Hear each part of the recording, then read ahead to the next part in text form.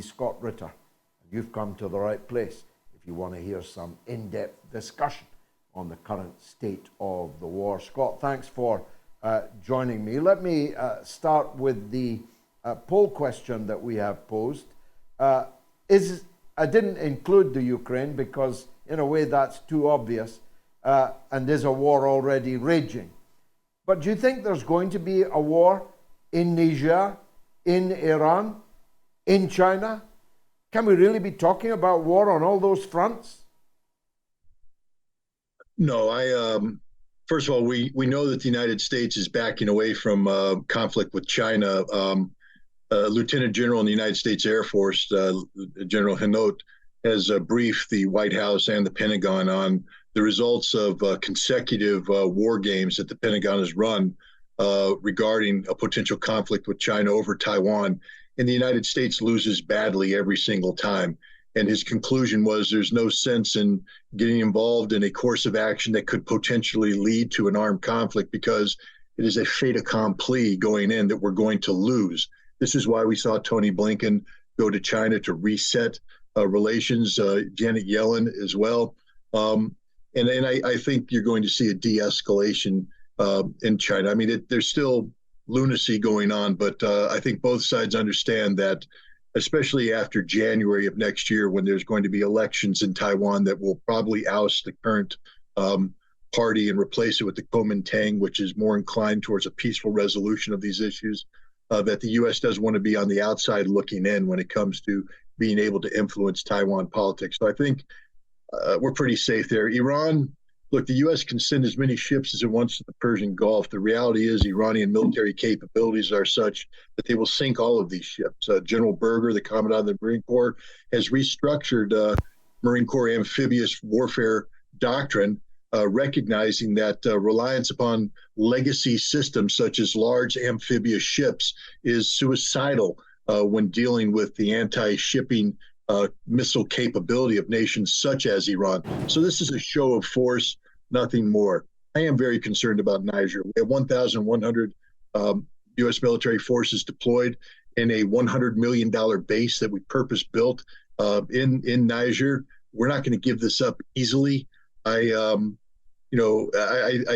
concerned about what happens if ECOWAS does mobilize and dispatch a 25,000 strong military intervention force and they get their noses bloodied. Will the United States feel compelled to provide support? And we could see sort of an incremental engagement there. I'm hopeful for diplomacy, but I'm on this one. Sadly, I have to say I believe that conflict is the more likely outcome. I'd love to be proved wrong on that, but unfortunately, that's how I see it. Well, the angel of death, Victoria Nuland, paid them a visit. They seem to have given her short shrift. Maybe she thought a bag of cookies would suffice to bring these generals to heel. Didn't work out that way, did it? No, not only that, it seems that the United States is scared to death of this organization called Wagner. And she gave a specific warning to the Niger government not to get involved in Wagner or with Wagner. I think I'm not here to tout the benefits of working with Wagner. What I am here to say is that the Russians through Wagner are providing an alternative to the post-colonial deprivations of or predations of France and England, of the United States global hegemony.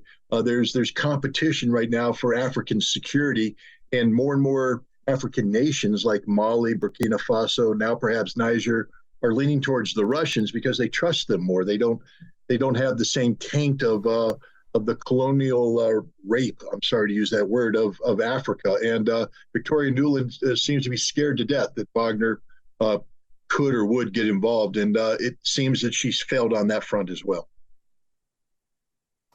So let's turn to the main dish, which is, of course, the Ukraine war.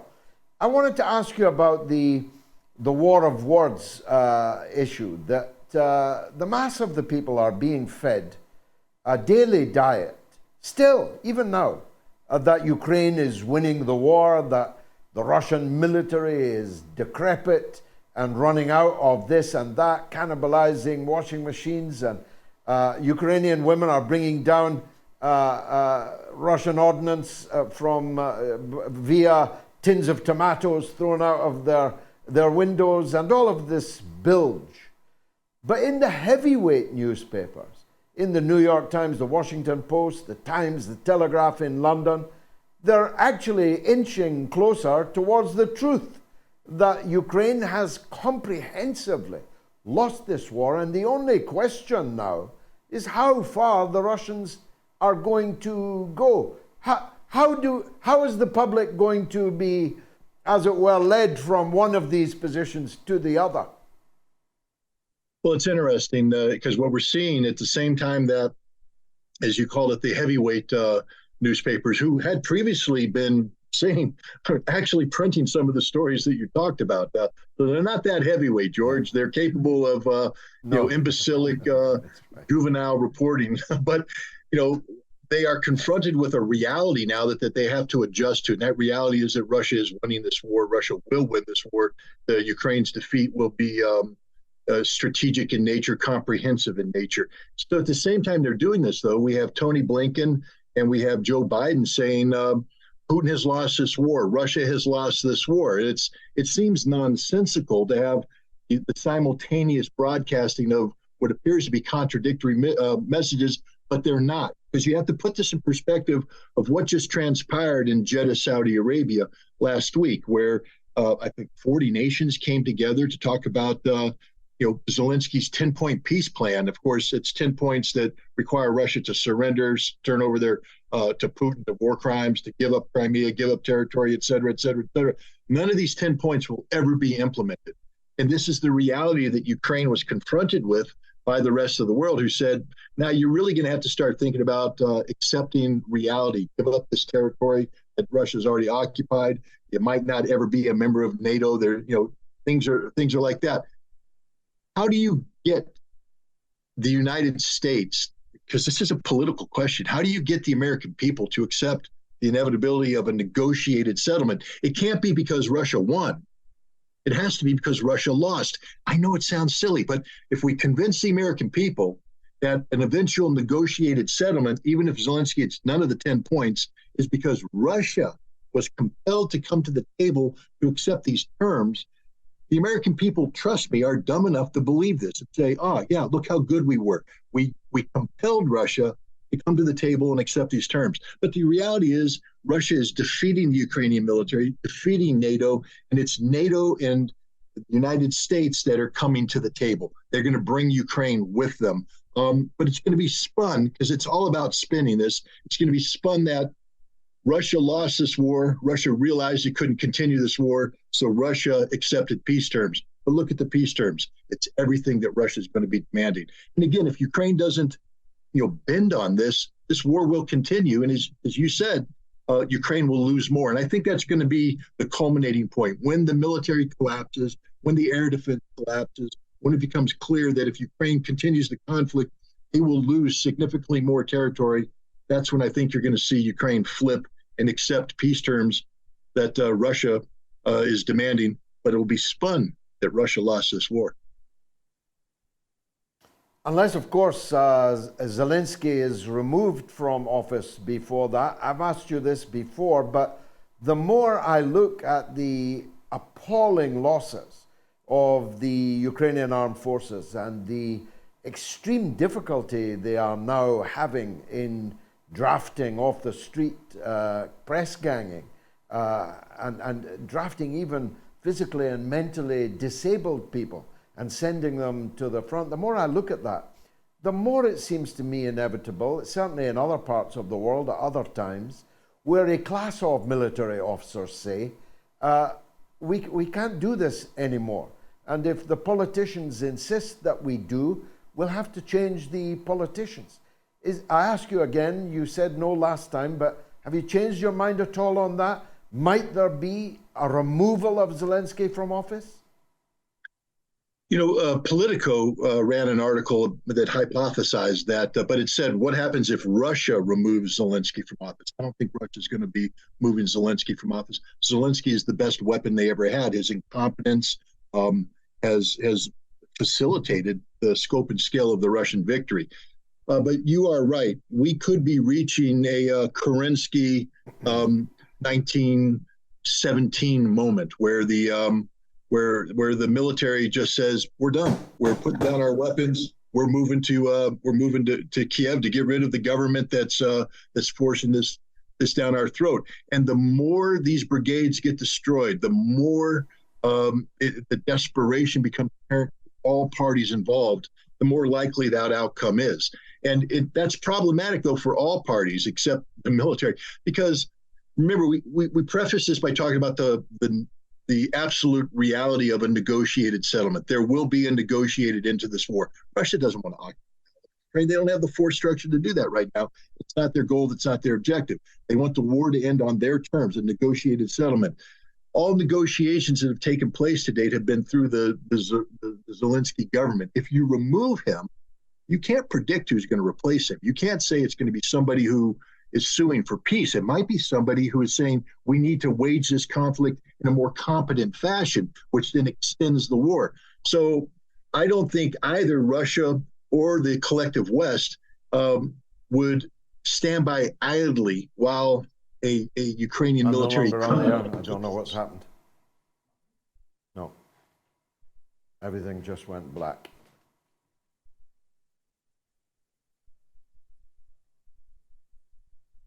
Okay, sure, yeah. So I'm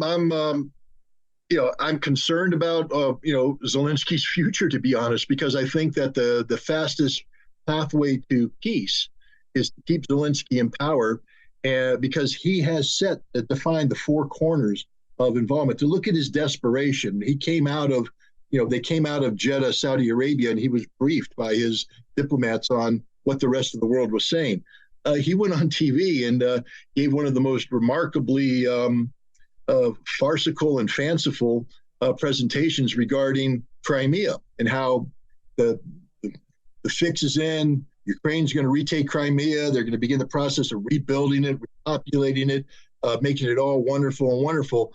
He had to say that because everything the Ukrainian people were reading out of Jeddah said that the world is saying that there must be territorial concessions inclusive of Crimea, and politically Zelensky had no choice but to make this statement. But it's an absurd statement. They'll never get it. And here's the last thing, I bring this up. You mentioned Oppenheimer in your lead up.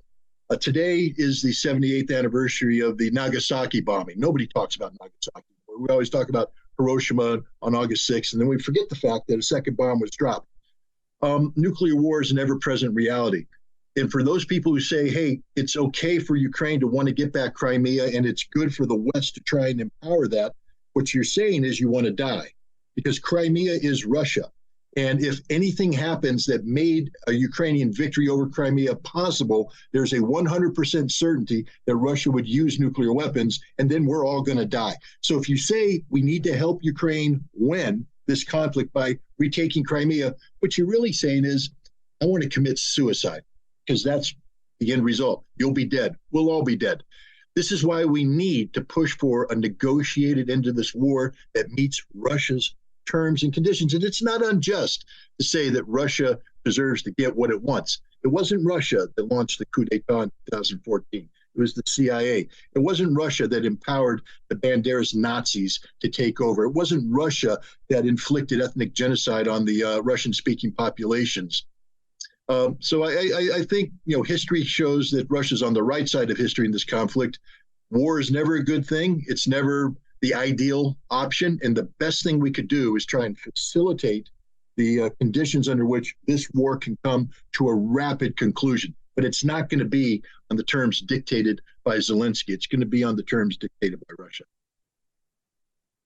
Lastly, I was ruminating in my monologue about the sheer, I don't know, hypocrisy doesn't sum it up, but you talked about Niger. It is completely unacceptable for a coup to remove the elected president of Niger. but we're on the brink of World War III over a coup that removed the elected president of Ukraine, which we didn't just support, we actually helped organize. Victoria Nuland was on the streets giving out the cookies. I mean, you've been pretty near the top, Scott. You know these people. Does this double standard never occur to them? It would to me. I promise you, it would to me. Well, first of all, George, I just want to compliment you on your monologue. I've never laughed so hard, and I've never wanted to cry so hard. Your content is so disturbing, but your method of telling, your rhetoric is masterful, and I applaud you for it. Please continue doing what you're doing. And the answer, of course, George, you know this answer. You were in Parliament.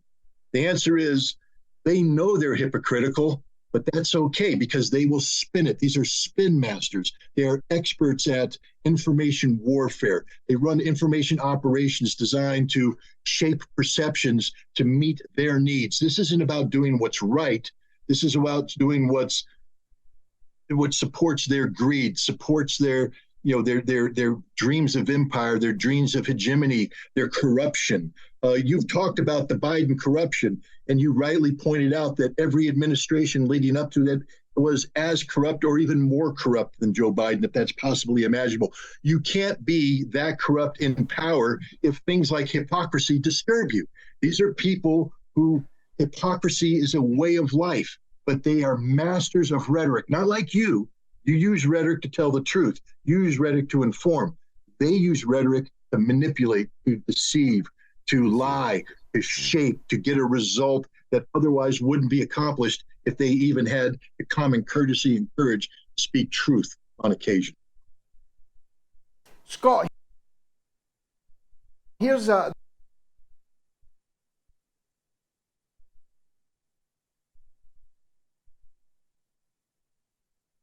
I missed that question. If you could repeat it, we had a technical glitch, I think, a hiccup. Good evening, George and team, and good evening, Scott Ritter. Thank you to you all for all of the hard work that you put into these shows and for letting us know what's really going on. Message to Scott. My question is, America spent $877 billion on the military, on their military last year. My question is, why are they running out of weapons, and why are they so slow to manufacturing new weapons or replacement weapons when they're chucking that much money at the military? Where's all the money going? Scott, it's a good question, isn't it?